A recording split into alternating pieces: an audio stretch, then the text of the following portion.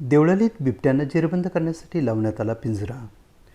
Deolali camp येथील जुन्या स्टेशनवाडीलगत नाल्याजवळ 3 बिबटे मुक्त संचार करीत असल्याचे सोमवारी रात्री 10:30 ते 11 वाजेच्या दरम्यान दिसून आले होते.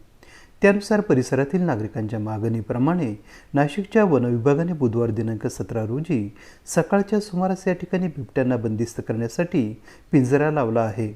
त्यामुळे परिसरातील नागरिकांना काहीसा दिलासा मिळाला आहे.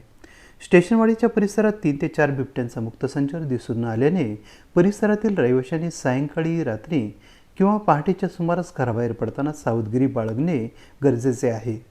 या परिसरात आणखी काही बिबटे मुक्त संचार करीत असल्याची चर्चा या परिसरातील रहिवाशांमध्ये आहे. AB न्यूजसाठी प्रमोद रहाणे, देवळाली कॅम्प, नाशिक.